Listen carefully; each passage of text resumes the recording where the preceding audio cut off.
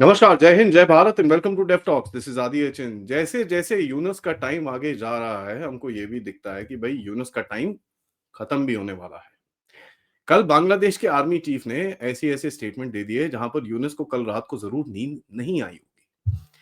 बांग्लादेश के army chief का एक इंटरव्यू था, एक उनकी मीडिया ऑर्गेनाइजेशन के साथ। उन्होंने वहां पर ऐसा स्टेटमेंट दिया कि भई उसके बाद ओए होए होए होए होए! बहुत हालत खराब हो जाएगी। सबसे पहले उन्होंने बोला कि साहब ये देश जो है इसको इलेक्शन चाहिए और एक अच्छा इलेक्शन चाहिए, इसको कोई रिग्ड इलेक्शन नहीं चाहिए, फेयर इलेक्शन चाहिए, पीसफुल इलेक्शन चाहिए, फेस्टिव इलेक्शन चाहिए। और जो हमारा ये जो इंटरिम गवर्नमेंट अभी बैठी है यूनिस, उसका एक ही काम होना चाहिए is how to do an election. तो यहाँ पर जो भी है यूनिस की पूरी जो एक नैरेटिव रहता है कि साहब हम रिफॉर्म करने के लिए आए हैं, हम ये करने के लिए आए हैं, वो पूरी तरह से आई थिंक आर्मी चीफ ने बोला है कि भैया वो सब आप अपने पास रखो। सबसे पहला काम आपका ये है कि आप जरा इलेक्शन पे ध्यान दो। किस तरह इस देश के अंदर इलेक्शन होगा और किस तरह ये देश आगे जाएगा उसके ऊपर आपको ध्यान देना बड़ा ज़रूरी है। तो इसमें तो एक पहले झटका लगा। दूसरा झटका ये लगा कि बांग्लादेश के आर्मी चीफ ने बड़ा एक क्लियर वक़्र उस ज़मान ने एक बड़ा क्लियर सा स्टेटमेंट दिया। उन्होंने बोला कि देखिए साहब भारत बहुत इम्पोर्टेंट नेबर है। हम उनके ऊपर बहुत ज़्यादा डिपेंडेंट हैं इन मेनी वेज़ और हम उनके साथ लड़ाई-झगड़ा बिल्कुल भी नहीं चाहते, ना हम कर सकते हैं।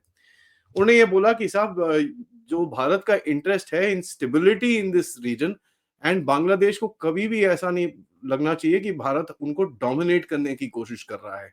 क्योंकि देखिए अगर भारत और बांग्लादेश साथ में काम करेंगे, दोनों दोनों को बेनिफिट रहेगा। सबसे ज़्यादा बेनिफिट उन्होंने बोला कि इसमें बांग्लादेश का ही होगा क्योंकि हम एक छोटे नेशन हैं, हम उनके ऊपर डिपेंडेंट हैं।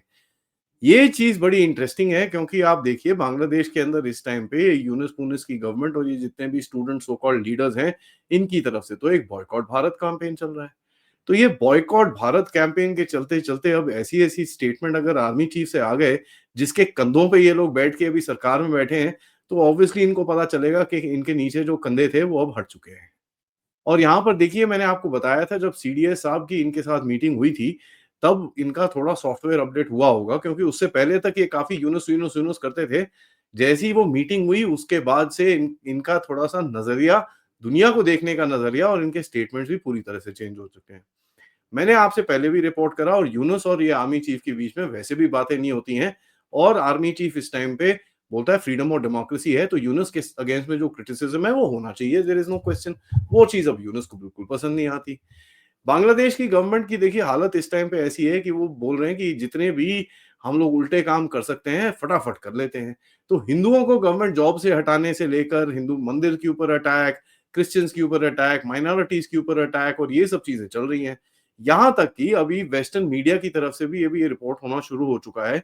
और यहाँ पर मैं आपको बताऊं इनके दो जो जो क्या नाम है जो इनके गहरे राज्य के टट्टू थे, एक जॉन डैनिलोविच जिसको मैंने काफी बारी रेफर करा है और एक विलियम बी विलियम।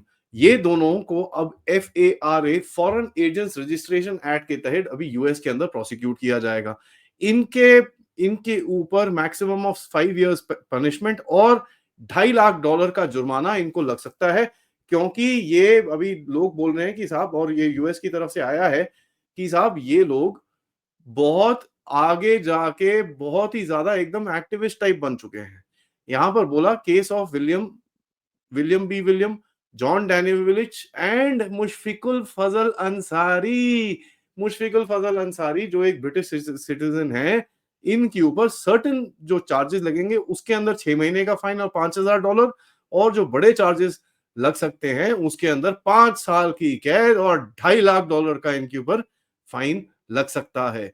और ये बोला कि साहब ये तो पूरी तरह से लॉबिंग कर रहे हैं और बिना रजिस्ट्री के ये लॉबिंग कर नहीं सकते हैं। तो जितनी भी जो लीगल रिक्वायरमेंट्स है फॉरेन एजेंट्स की और लॉबीज की, वो बिल्कुल भी फॉलो नहीं कर रहे हैं और उसके तहत इनके ऊपर प्रोसिक्यूशन एकदम हो सकती है। तो यूनुस को पता है कि भाई इसके जितने भी भारत बाहर वाले हैंडलर्स हैं वो भी अभी खत्म हो रखे हैं।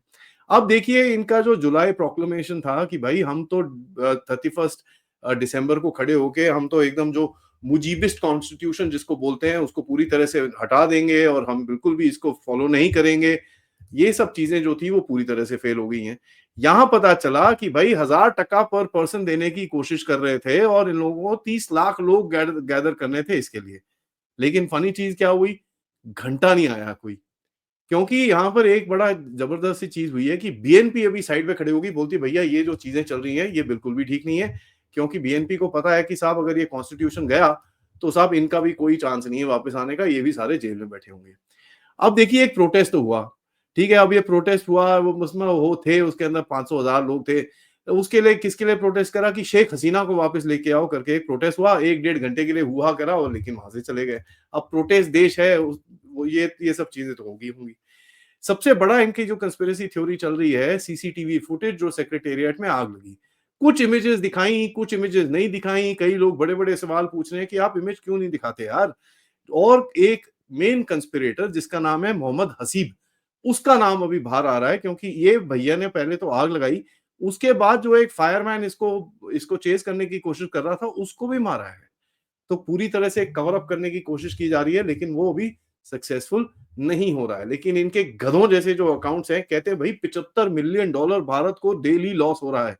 देखो साहब ऐसा है, मैं बड़ा क्लियरली बोलूँ, तुम बीबीसी से ये छपवा लो, वॉशिंगटन पोस्ट से ये छपवा लो, लॉस जिसका हो रहा है वो दुनिया को सबको पता है, कौन किस डब्बे में जा रहा है ये सबको पता है। There are 3 economies in the world that are growing today, Russia, Saudi and Bharat.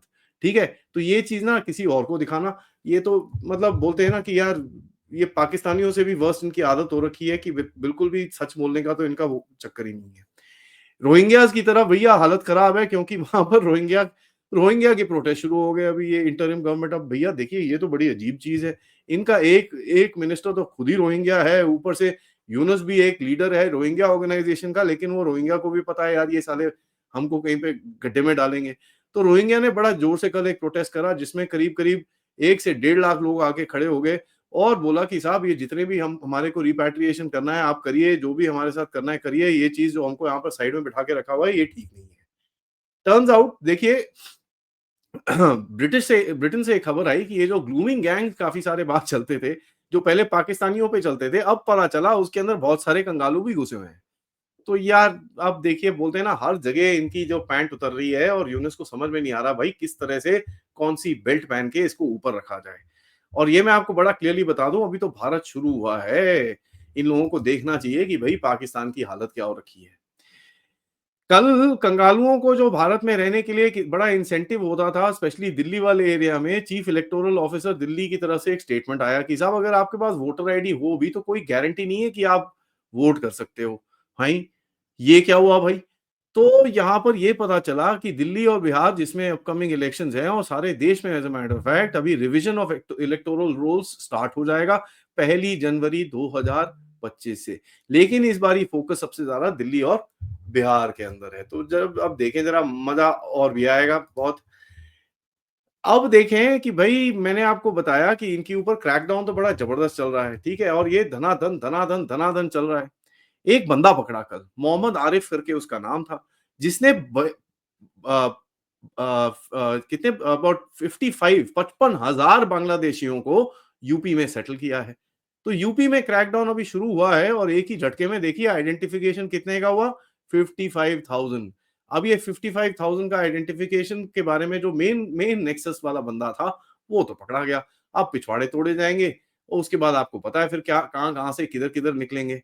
और यहाँ पर महाराष्ट्र और यूपी एकदम लिटरली केक लेके आगे चल रहे हैं इस टाइम पे। स्लो स्टेट्स हैं कर्नाटका, तमिलनाडु, जम्मू कश्मीर, पंजाब, हिमाचल, ये स्टेट थोड़े से स्लो हैं। राजस्थान में फिर भी थोड़ा बहुत चल रहा है लेकिन इतना नहीं है। गुजरात तो पता नहीं मेरे ख्याल से किस नींद में सोया हुआ है, कोई आइडिया नहीं है। अपने आप को बड़े डेवलप्ड और ये सब बोलते हैं। आई थिंक गुजरातीज़ नीड टू वो वेक अप और ये थोड़ा 2-5 पैसे बचाने के लिए यार ये सब चीज़ें मत करो। इन लोगों को मत एम्प्लॉयमेंट दो। प्लीज़, प्लीज़, प्लीज़ मेरा आपसे रिक्वेस्ट है अपनी गवर्नमेंट से वहाँ पर थोड़ा प्रेशर डालिए।